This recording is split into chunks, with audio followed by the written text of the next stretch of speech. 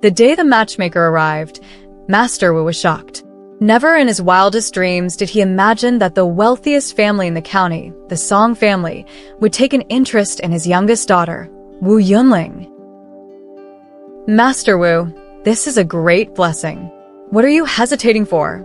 The matchmaker pressed impatiently, her tone both haughty and irritable. To her, being chosen by the Songs was akin to being struck by a gold ingot from the heavens. Other than lighting incense and offering thanks to one's ancestors, what else was there to consider? Could it be that the eldest young master of the Song family has some sort of hidden ailment? Master Wu asked cautiously. Goodness, Master Wu, how could you say such a thing? The Song family has only one young master, and he's been cherished since birth. Everything he's ever eaten or used has been the very best. His constitution is far beyond that of ordinary people. Where would you get the notion of a hidden ailment? The matchmaker knew exactly what Master Wu was worried about, and her teasing tone carried a hint of disdain. And what about Master Song and Madam Song? Are they well? Master Wu inquired again, worried his daughter might be married off to ward off bad luck. Let me tell you, Master Wu, the Song family has no other reason for choosing your daughter except for her auspicious birth chart. Her destiny complements that of the eldest young master. If not for this compatibility, such a great opportunity would never have come to your family. Growing tired of explaining, the matchmaker finally laid her cards on the table. But how would the Song family know about my daughter's birth chart? Master Wu, with the Song family's wealth and connections, who couldn't they consult? For this marriage, they invited a highly respected monk to match the charts. Truly, the heavens have blessed you. You must cherish this opportunity. The matchmaker had assumed that dropping the Song family's name would make the Wu family eagerly agree, letting her pocket her reward effortlessly. To her surprise, Master Wu was exceptionally cautious for a man of modest means. Were it not for the Song's specific request for his daughter, she would have turned to another family long ago. Still, knowing that Wu Yunling would soon become the eldest daughter-in-law of the Songs, the matchmaker suppressed her impatience, putting on a pretense of graciousness as she explained further. Very well. Thank you for your efforts. Please, return for now. I need to discuss this with my daughter, Master Wu finally said. Master Wu, did I hear that right? You need to discuss this with your daughter? What is there to discuss? The Song family is a powerhouse in this county. Surely, I don't need to spell that out for you? Besides, isn't it customary for parents to arrange their children's marriages? If you agree, what could your daughter object to? You don't understand. Her mother passed away early, and I've spoiled her ever since. If she's unhappy with the match, I fear she might cause trouble for the Songs, Master Wu explained with a sigh. The matchmaker began to grasp the situation. Privately, she lamented the Song's bad luck. With their wealth and influence, they could have any woman they wanted. Why had they chosen such a willful girl? Not daring to voice her thoughts, she forced a smile and nodded. Very well. Once you've spoken to your daughter, do give me a prompt reply so I can inform the Songs. It wouldn't be proper to keep them waiting. Master Wu nodded and courteously escorted the matchmaker out. When Wu Yunling heard about the peculiar marriage proposal, her interest was piqued. Leaning on the table, she propped her chin on her hand and grinned at her father. Father, I'll leave this one up to you. Sit properly, young lady, Master Wu chided. He couldn't stand her unruly demeanor, knowing that once she married, such behavior would surely invite criticism from in-laws. Wu Yunling stuck out her tongue and adjusted her posture, though she still slouched in her chair. To think I'm their chosen one. It's so surreal. Now I really want to marry into the Song family and see for myself. The Song family is a grand household. Their rules must be strict. Do you think you can handle it? Master Wu's voice betrayed his concern. He worried that his free-spirited daughter wouldn't endure the constraints of such a prestigious family. If she were marrying someone of their own social standing, at least the Wu family would have the leverage to intervene if she were wronged. But the Songs were in a league of their own, and if Yunling suffered there, he doubted he'd have the standing to defend her. Father, you underestimate me. Don't dampen our spirits before I even enter their home. Wu Yunling retorted, popping a candied fruit into her mouth. Watching her carefree demeanor, Master Wu sighed in resignation. He knew discussing it further was pointless. Just then, a woman entered the room, lifting the curtain with a cheerful smile. Master, I heard magpies chirping this morning and thought it must be something good. Turns out the Song family is here to propose marriage.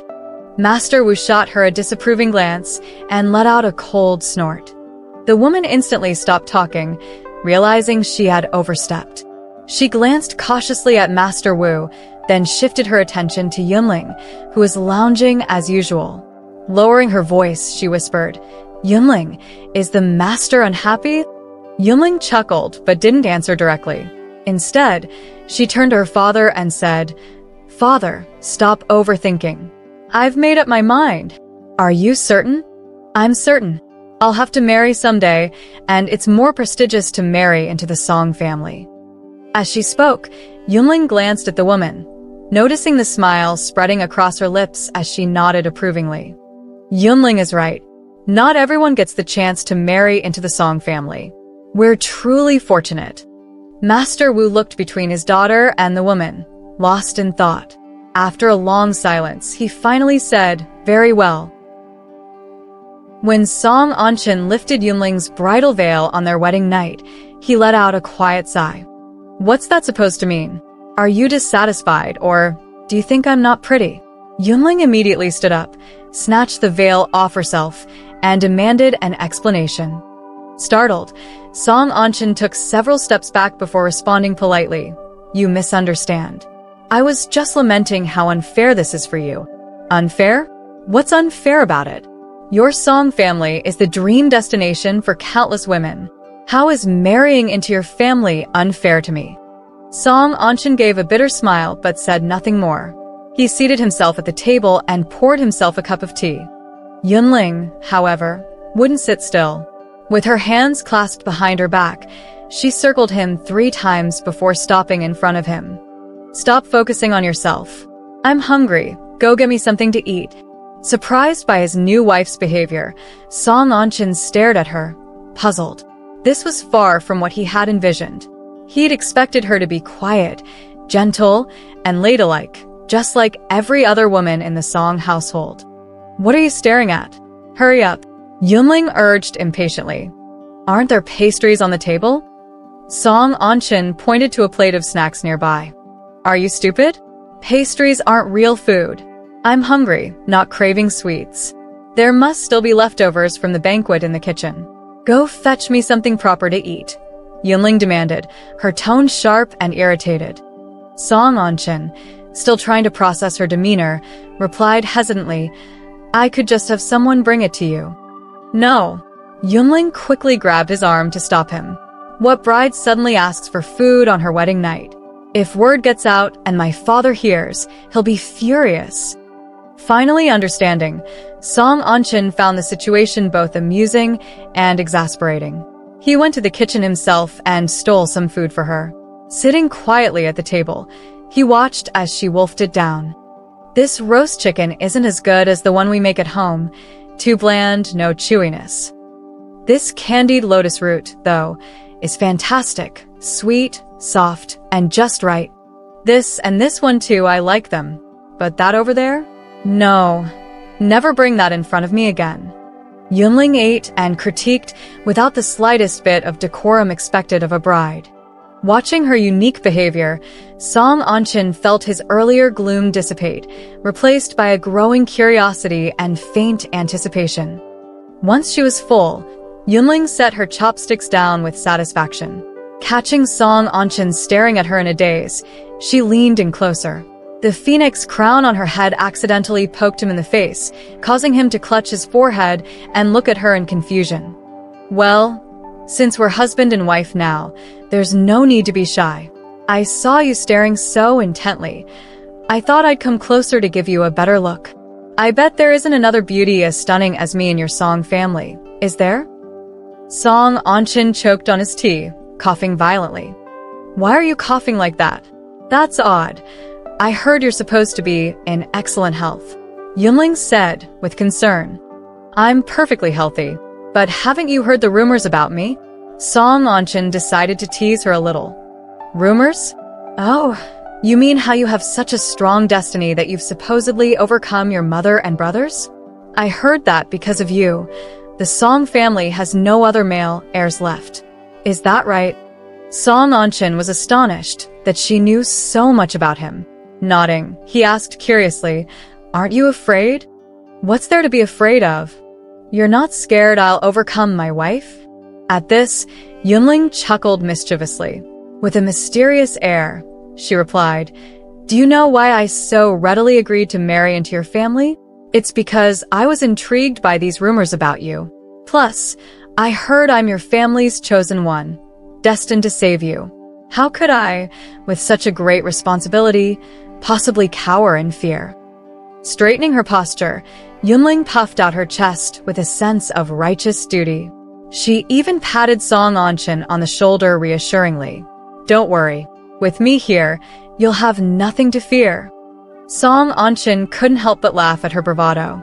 For reasons he couldn't yet articulate, he was starting to like this bold and unconventional girl. Early the next morning, Song Anchin brought Yunling to greet his father. To everyone's surprise, Yunling seemed like an entirely different person. Before Song Yuqian, she was quiet and graceful, observing every rule of etiquette like the perfect daughter-in-law from a prominent family. Song Yuqian was very pleased with his new daughter-in-law.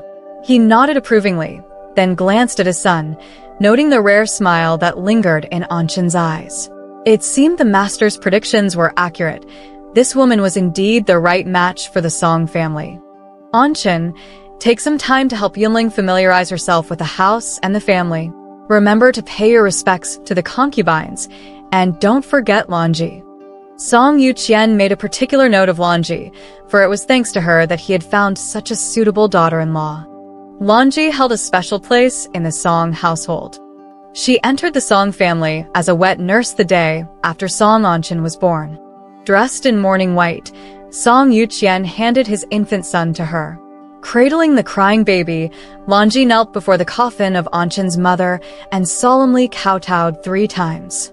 From that moment, her life was bound to Anchin's. Anchin treated Lanji as a mother figure. Before he turned 10, he rarely let her leave his sight. Whenever she was gone, even briefly, he would frantically search the entire household for her. Song Yuqian, who cherished his only son as his most precious treasure, poured all his love into Anchin, especially since the boy had lost his mother at such a young age. Seeing how much his son depended on Lanji, Song Yuqian broke the usual rule that wet nurses must leave the household after weaning. He allowed Lanji to stay and continue caring for Anchin, ensuring that the boy never felt the absence of maternal love. Over time, Lanji's status in the Song household grew. Unlike ordinary servants, she was held in high regard. Even the concubines who entered the household after her respectfully addressed her as Amu, Mother Lanji. Song Anchin took Yunling to meet Lanji first. As soon as they stepped into Lanji's quarters, Yunling could sense she was no ordinary servant. The room's decor exuded refinement, far surpassing what one would expect for a wet nurse. An antique vase perched on a corner table highlighted her elevated status. Lanji remained seated, smiling serenely as she watched them enter. Greet Amu, Song Anchin reminded Yunling gently, tugging her hand. Amu, Yunling said dutifully. Only then did Lanji rise from her seat. She approached Yunling with a warm smile, took her hand, and examined her from head to toe. Then, turning to Song Anchin, she asked, Are you satisfied with your new bride, young master?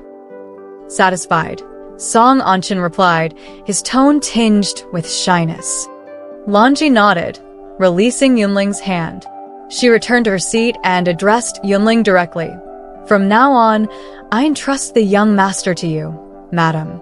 Please take good care of him. Technically, Lanji's words were out of line. Even if she had raised Anchin, she was still just a servant, speaking to Yunling, the newly wedded lady of the house, in such a patronizing tone bordered on overstepping her bounds. But Yunling didn't seem to mind. She wasn't one to obsess over formalities. Given Lanji's seniority in age, Yunling didn't find her tone inappropriate. Smiling, Yunling replied, "You're absolutely right, Amu.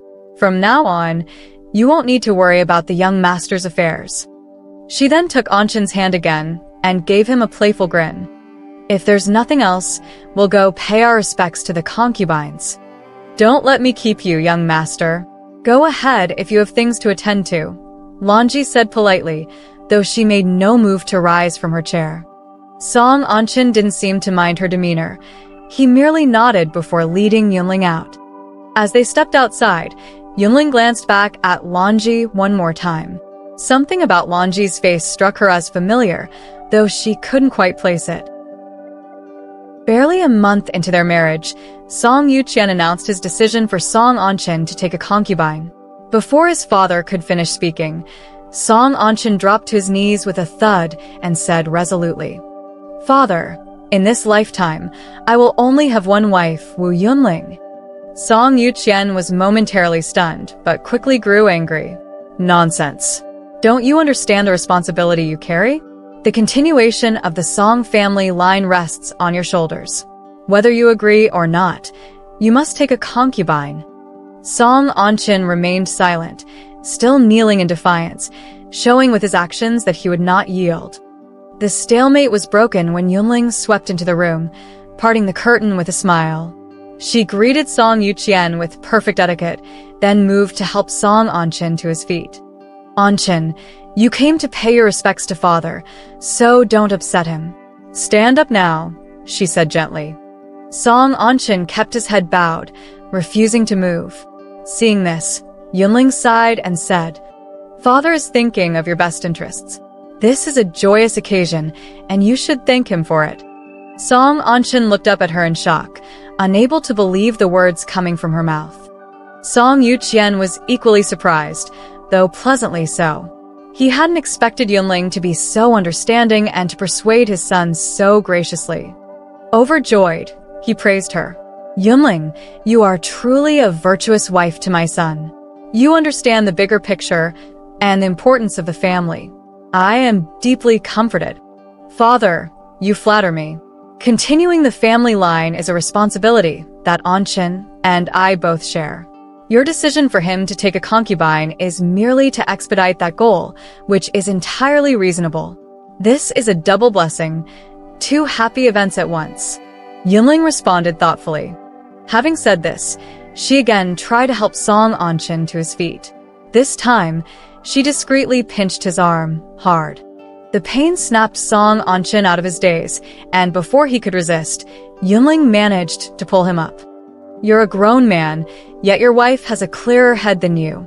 I am deeply disappointed," Song Yuqian said, turning his back to them with his hands clasped behind him, unwilling to look at Song Anshin any longer. Taking the cue, Yunling quickly led Anshin out of the room. Once outside, Yunling dropped her obedient facade and smirked at Anshin. "Congratulations, my dear husband. You're going to be a groom again." Anshin scowled, grabbed her by the wrist, and pulled her close. "Listen to me carefully. In this lifetime, I only want you. No one can force me to change my mind." Caught off guard by his sudden intensity, Yunling found herself face to face with him. Her heart unexpectedly skipped a beat. "You're blushing," Anshin said softly, his tone suddenly tender. "This is the first time I've seen you blush since we got married. Could you let go of my collar?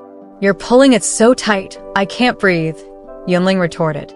Realizing his grip was indeed too firm, Anshin immediately released her and apologized awkwardly. "I'm sorry, I didn't mean to." "Master Anshin." A voice interrupted from behind them. Both Yunling and Anshin turned to see Lanji standing at the end of the corridor, smiling serenely. Amu. Song Anshin immediately straightened his posture, his earlier tenderness replaced with respectful composure. Yunling, too, adopted a demure demeanor, nodding politely in greeting. But Lanji's gaze remained fixed on Anshin as she approached.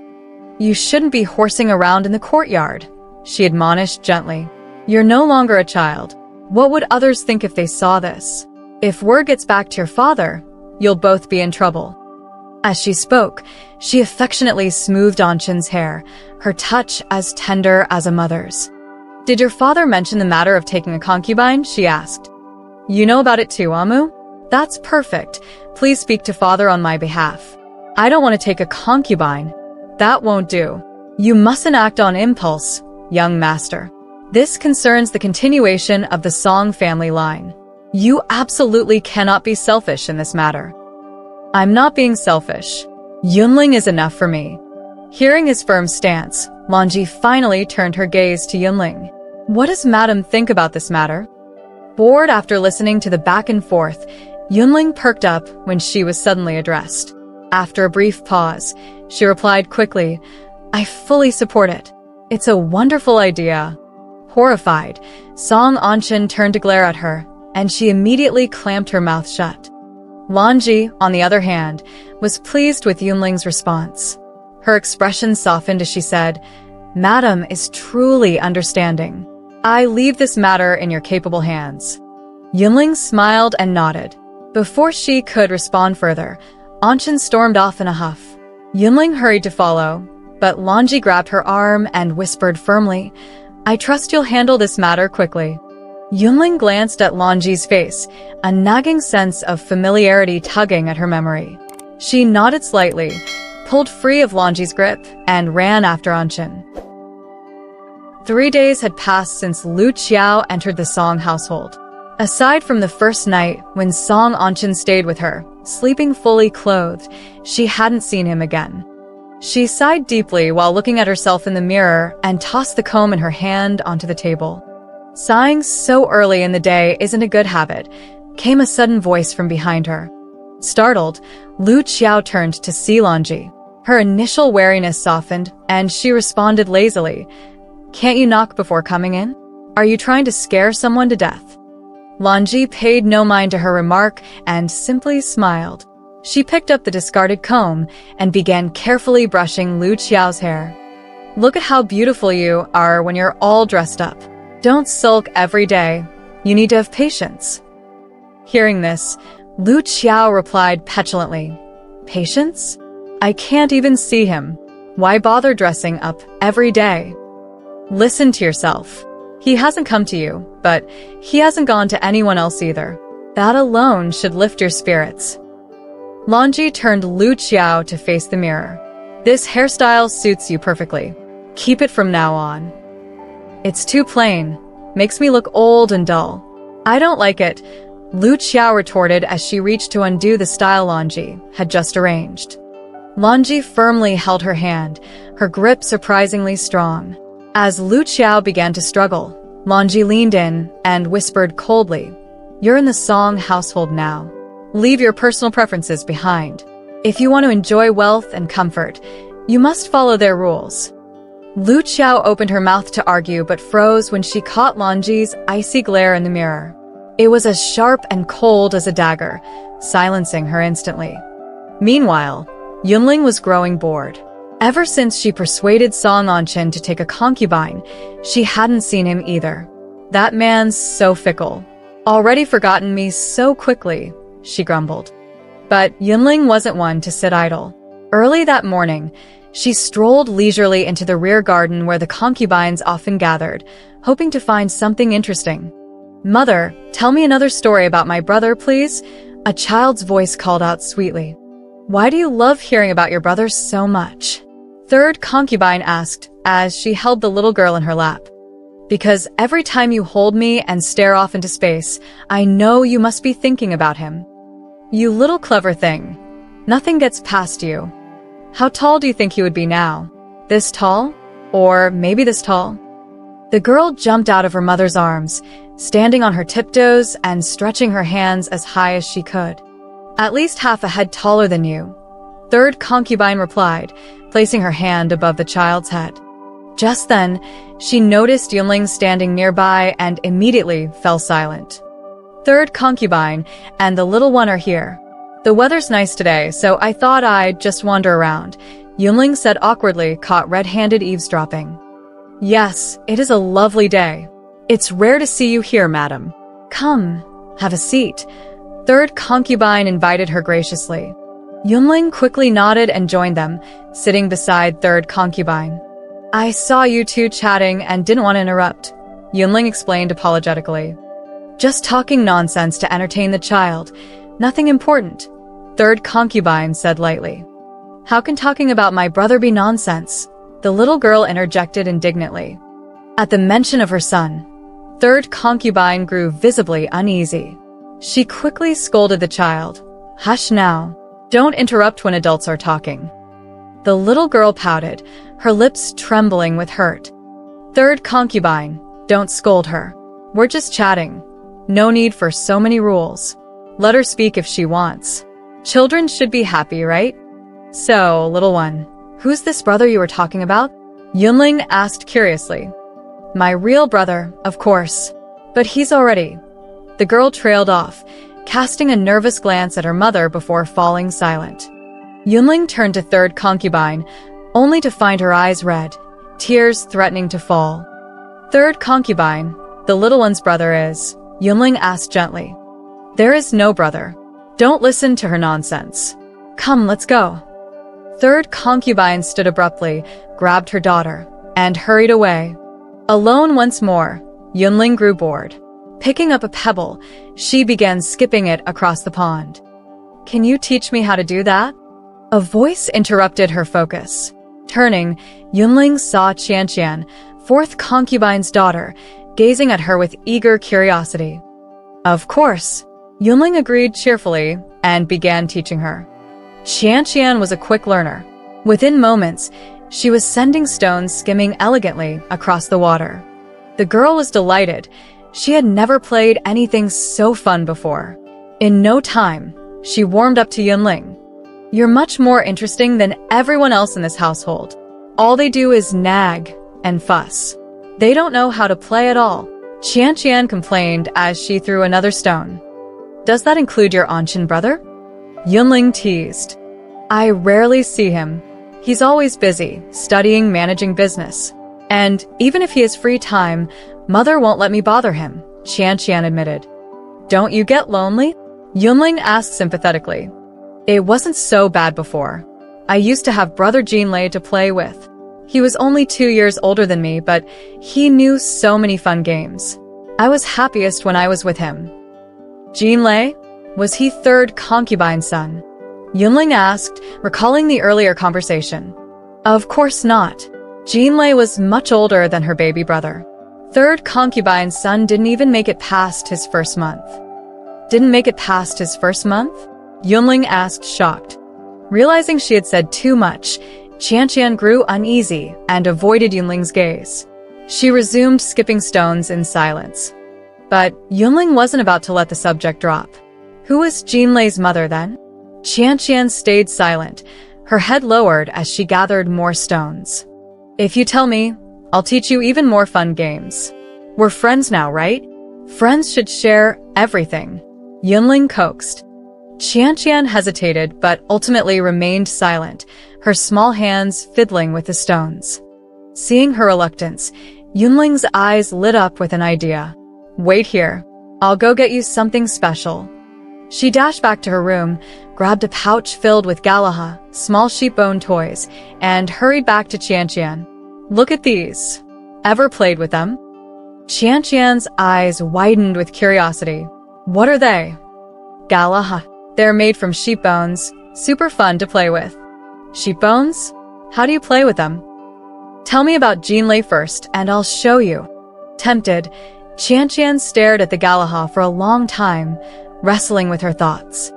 They're really fun, Yunling encouraged. Finally, Qianqian whispered, Jinlei was second concubine's son, but he's dead too. Dead too. Yunling shivered as her hair stood on end.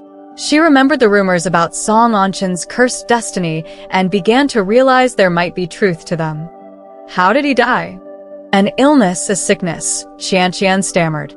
What kind of illness? I don't know, Qianqian said, shaking her head. Why haven't I seen second concubine? Yunling pressed. She went mad after Jinlei died. Not long after, she jumped into the well. Yunling was stunned. Beneath the glamorous facade of the Song household lay a series of chilling secrets. No wonder they placed such importance on birth charts when arranging marriages. Suppressing her inner turmoil, Yunling smiled at Qianqian. "Come on, let's play Galahad." 10 days later, Song Anchen finally couldn't resist visiting Yunling's room. He had expected to find a resentful face, but as he lifted the curtain, he was surprised to see Yunling and Qianqian crouched on the floor, happily playing Galahad. He stood there awkwardly for a long time, but neither of them noticed him, their attention entirely on the game. Left with no other choice, he cleared his throat loudly, finally drawing their attention. Qianqian's cheerful expression disappeared as soon as she saw Song Anchen. She stood up stiffly and greeted him cautiously, "Brother." Song Anchen acknowledged her with a nod, then turned his gaze to Yunling. Yunling, however, was all smiles. Seeing him look her way, she stepped forward and teased, "Long time no see. I've missed you. How's your lovely new bride?" Realizing she was mocking him, Song Anchen scowled and replied, "She's doing just fine, no need for your concern." "But why do you look so unwell? Haven't been sleeping properly?" Yunling asked, feigning concern. Of course, Song Anchen hadn't been sleeping well. He had been expecting Yunling to come to him, but after waiting day after day, she never showed up. "Nonsense. I've been full of joy these past few days. How could I look unwell?" he retorted stubbornly. "Nonsense? Why don't we ask Qianqian? Look at your ashen face and dark circles. It's like you've just come out of a kiln but weren't fired properly." At this, Qianqian, who had been nervous in his presence, couldn't help but burst into laughter, lightening the atmosphere. "What do you want from me?" Yunling asked. "Do I need a reason to see you?" Song Anchen sought back. "If you really have no reason, why not join us in playing Galahad?" "What's Galahad?" Song Anchen asked, puzzled. "Brother, it's this. It's so much fun." Qianqian chimed in, eagerly showing him the sheep bones in her hand. Song Anchen glanced at the objects, his confusion deepening. "How do you even play with those?" "Stop asking questions and just play with us. I'll teach you," Yunling declared confidently. Amid Qianqian's cheers, Song Anchen found himself reluctantly dragged into the game. When Lu Qiao learned that Song Anchen had spent an entire day and evening in Yunling's room without leaving, she finally snapped. Every teacup in her room met its end, shattered to pieces, as she threw them one by one. Still not satisfied, she dug out her wedding dress and tore it to shreds with scissors. Her maids, terrified, stood trembling outside the room, not daring to make a sound as they watched her rage. In the midst of her rampage, someone suddenly stepped into the room. Before Lu Qiao could react, the figure raised a hand and slapped her hard across the face. "You foolish girl, how dare you act out like this?" Lanji scolded. Humiliated and furious, Lu Qiao instinctively raised her hand to strike back. But when she saw it was Lanji, her arm fell limp, though the anger in her eyes remained. Seeing that Lu Qiao had calmed down somewhat, Lanji turned to the maids at the door. "Your mistress may be inexperienced, but you all should know better. Not a word of this is to leave this room. Understood?" The maids, well aware of Lanji's authority, quickly nodded in agreement. "Close the door. I'll teach your mistress a lesson in proper conduct. Now off you go," Lanji ordered. Once the door was shut and the maids had dispersed, Lanji turned back to Lu Qiao. "What's the point of throwing a tantrum like this? All it does is invite ridicule and show others that you're an unreasonable fool. You need to understand your role here. You're a concubine. To win a man's favor, you must use your wits, not your temper. Remember this. Such outbursts cannot happen again. If they do, I won't let you off so easily." "But I haven't even seen Song Anchen. How am I supposed to win his favor?" Lu Qiao protested, tears of frustration in her eyes. "You are not to address him by name. Call him, young master," Lanji corrected sharply. "He's your young master, not mine," Lu Qiao snapped back defiantly. "I will say this one last time. Never speak such words again." Lanji's tone turned icy, leaving no room for argument. Seeing that Lanji was truly angry, Lu Qiao fell silent, lowering her head as she began to sob quietly. Lanji softened at the sight, taking a step closer. After a moment's hesitation, she gently placed a hand on Lu Qiao's shoulder, offering a semblance of comfort. Lately, Yunling found herself feeling lethargic and without much appetite. Even when Qianqian came to play with her, her enthusiasm was lacking. "This courtyard is stifling. I think I'm being bored to death," Yunling said to Anqin. "How about I take you out for some fresh air in a few days?" Anqin replied, "Really? You better not be lying to me." Yunling's face lit up with excitement. "This won't do, madam." Lanji's voice interrupted at an inopportune moment, instantly dousing Yunling's joy. "The Song family has rules. Women cannot leave the house without good reason. If the master finds out the young master took you out, the punishment won't be light for either of you." "Amu, Yunling hasn't been feeling well recently.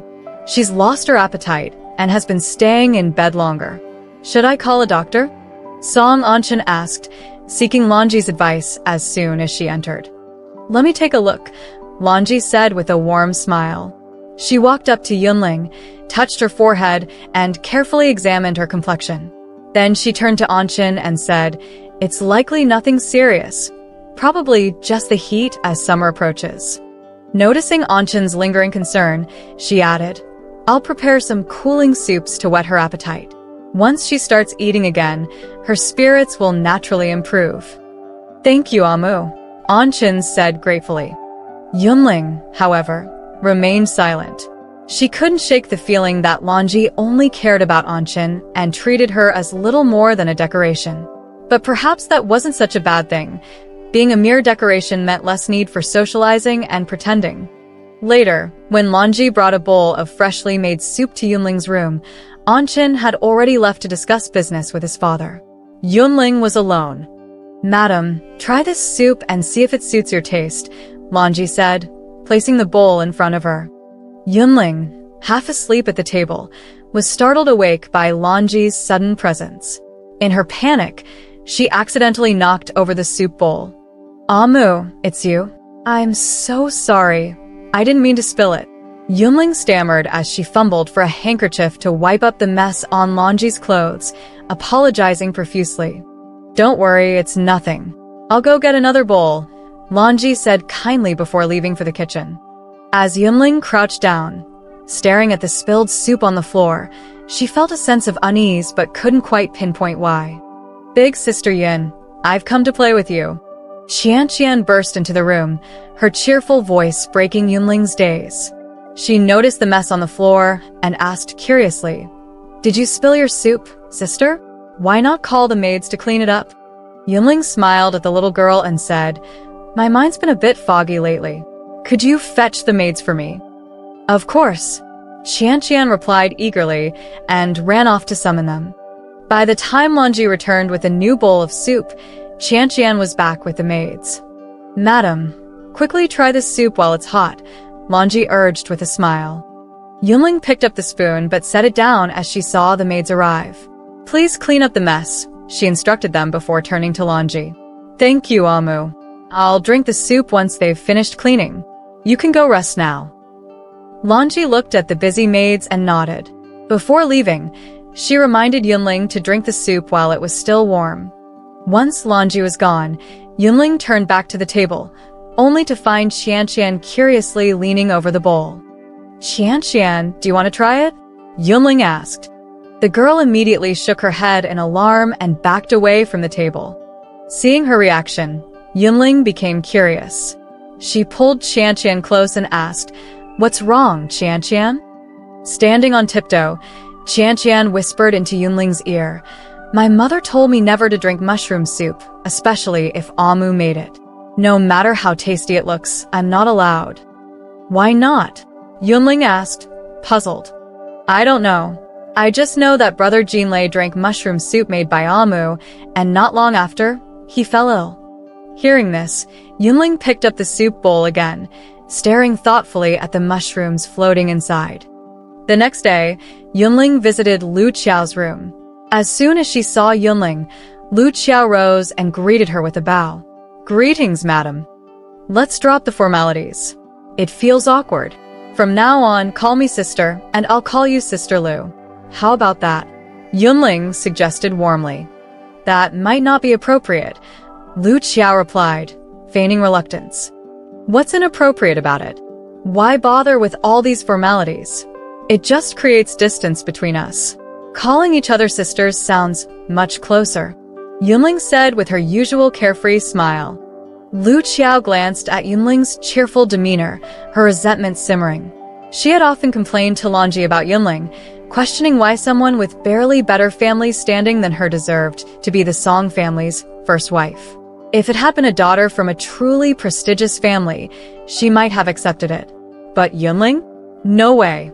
Lanji, however, always rebuked her, saying she was short-sighted and couldn't see the bigger picture. Lu Qiao never understood and Lanji never elaborated, leaving her frustrations unresolved.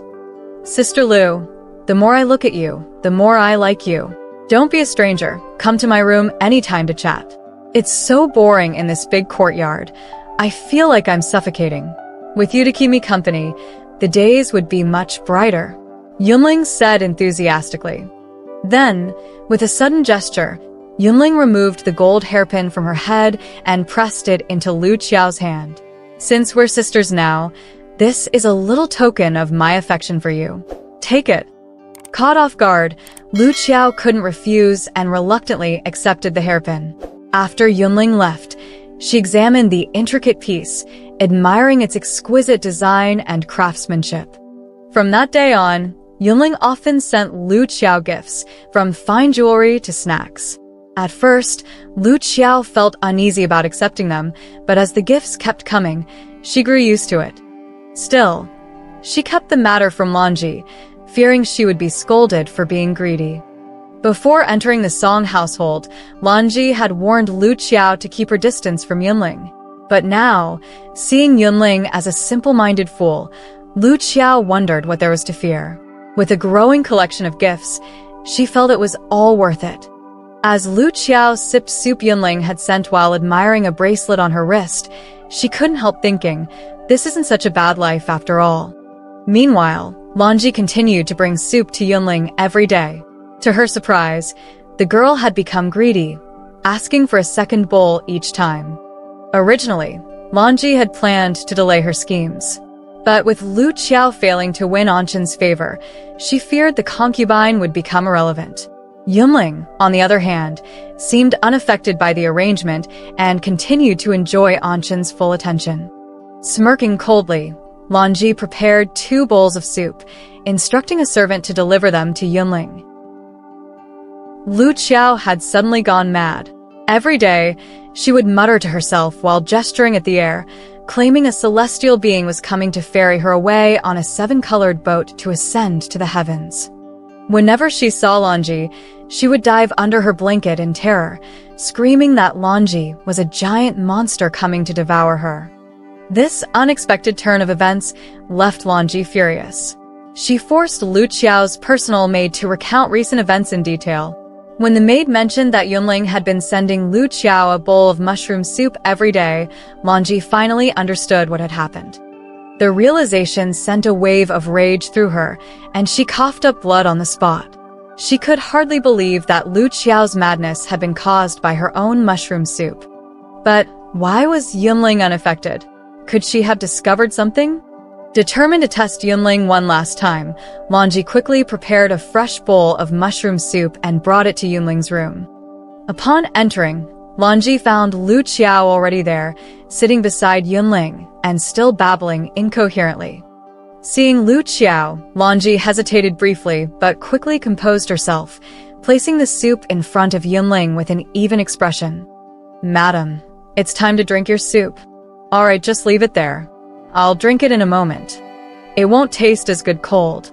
Let me watch you drink it now." Fine. "But why does today's mushroom soup look different from the previous ones?" "Worried you'd get bored of the same taste, I made a special variation just for you." "How thoughtful of you, Amu. I'm touched," Yunling said with a faint smile, picking up the bowl. But instead of drinking it, she turned and handed it to Lu Qiao. "Dear sister, you should have this. Amu's soups are always the freshest. Go on, give it a try." "Madam, what are you doing?" Lanji exclaimed, rushing forward to snatch the bowl back. "Amu, Lu Qiao is like a sister to me, and her health hasn't been great lately. Shouldn't we prioritize her well-being?" As Yunling reached for the bowl again, Lanji gritted her teeth, unable to maintain her composure. In a fit of desperation, she flung the bowl to the ground, shattering it. Feigning shock, Yunling asked, "Amu, what are you doing?" Before Lanji could answer, the door swung open. Song Yuqian entered with Song Anqin, followed by a doctor, the fourth concubine, and Qianqian. "Master, what brings you here?" Lanji asked, struggling to steady her voice, though the trembling betrayed her fear. "Doctor, please examine the mushrooms on the floor," Song Yuqian instructed. The doctor stepped forward and carefully inspected the remnants of the soup. Turning to Song Yuqian, he announced gravely, "The mushrooms in this soup are Amanita phalloides. They are highly toxic, and consuming them could have dire consequences." Gasps of shock rippled through the room. Song Anqin, in particular, looked utterly stunned, unable to believe what he was hearing. Realizing her scheme had been exposed, Lanji abandoned all pretense. Her expression turned cold as she confronted Song Anqin. "Young master, I had devoted my entire life to you. I have done nothing to wrong you. Why can't you accept my daughter, Lu Qiao?" "Lu Qiao is your daughter?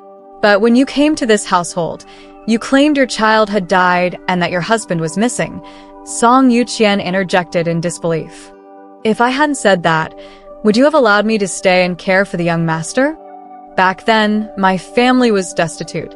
The little money my husband earned doing hard labor wasn't enough to support the two of us.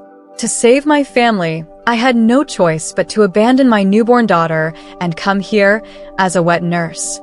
My poor daughter survived on millet porridge." Lanji broke down in sobs, her voice trembling with sorrow. The room fell silent. After a long pause, Lanji steadied herself and turned her furious gaze to Yunling. "You wicked woman. If it weren't for me, you'd never have married into the Song family. Yet you repay my kindness with betrayal."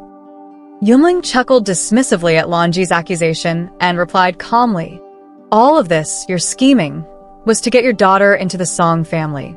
But due to her humble origins, the best she could achieve was to become a concubine. That's why you set your sights on the position of first wife. If a lady from a powerful family had taken that role, she wouldn't have been so easy to manipulate. And if anything went wrong, those families wouldn't have let it slide. The fallout would have implicated the entire Song household, and neither you nor Lu Qiao would have escaped unscathed. That's why you chose me. My family is just a small merchant family. If anything happened to me here, my family wouldn't have the means to retaliate against the Songs, giving you the leverage to control the situation. Once the first wife was secured, taking a concubine would naturally follow. I was nothing more than a stepping stone in your plan to marry Lu Qiao into this household." Yunling's expression turned icy as she continued, "The only reason you've treated the young master so well is because he's your trump card. You wouldn't allow anyone to threaten his position. If I'm not mistaken, the mushrooms in the soup you gave second concubine's son, Jinlei, were the same as these." "Lies! Don't you dare slander me!" Lanji shouted. "I'm not lying. The fourth concubine can attest to this," Yunling said, her voice steady. All eyes turned to the fourth concubine. Fourth aunt timidly stepped forward and softly began to speak. Back then, Qianqian often played with Jinlei. One day, she came home and said that every afternoon, Mother would call Jinlei into her room to give him mushroom soup, saying that boys need more nourishment. Jinlei told Qianqian the soup was incredibly delicious, and she couldn't stop craving it. So, she asked me if I could make mushroom soup for her too. Later, I told her to secretly bring back a piece of the mushroom that Jinlei drank so I could see it and buy some at the market. Qianqian brought back the mushroom that Jinlei had secretly taken. I took it to the market to ask about it, and that's when I found out it was Huangluosin yellow umbrella mushroom. At this point, fourth aunt looked at Master Song and, with tears in her voice, said, "Master, I've wronged you, and I've wronged Jinlei too.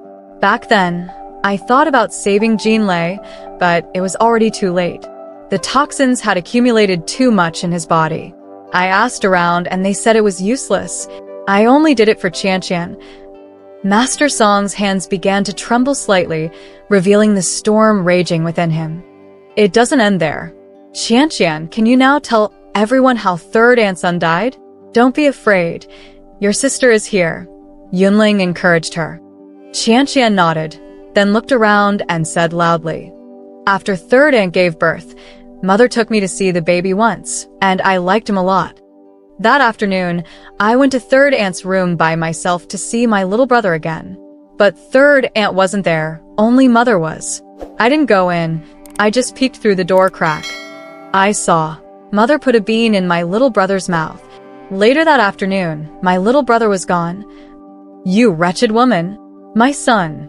Master Song could no longer hold back. Clutching his chest, he pointed at Lianji and berated her. "Report her to the authorities. I'll have this venomous woman arrested to atone for the lives of my poor sons."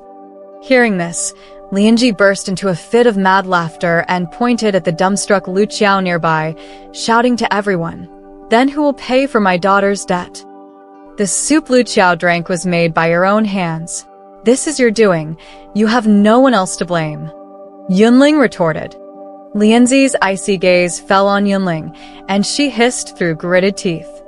"You're cunning and calculating, scheming at every turn. Marrying into the Song family, was that just a ploy to get rid of me? Tell me, why are you doing this?" Yunling smiled coldly at her question and stepped closer, saying, "You should know my mother. She's your younger sister. 10 years ago, you came to my house to visit her. I saw you. I remember that time you brought her a large bundle of mushrooms. Before you left, I was playing nearby and overheard you say to her, 'This thing takes time, but if you're in a hurry, just increase the dosage a little, not too much. 7 days at most, and no one will suspect a thing.' And my mother died 6 days later. For years, I've been waiting for a chance to confirm my suspicions about you. Fate intervened. That day, when you secretly appeared at the back door of my house and took my birth records from my mother, I recognized you instantly. As luck would have it, a matchmaker came to my door a few days later to arrange my marriage. So, I decided to go along with it. I wanted to see what you were planning." "So you knew all along?" Lianji's lips quivered as she stared at Yunling in terror. Yunling smirked, her gaze sharp and chilling. Yunling leaned into Anshin's arms, gazing at the moonlight with a blissful expression. "You didn't marry me just for revenge, did you?" Anshin asked uneasily. "At first, I did, but later." "But later what?" Anshin pressed anxiously. "Later, I realized I must be the chosen one for your Song family. You're destined to have me protect you, and we were meant to be together." "Yes, we're meant to be together." Anshin finally laughed in relief.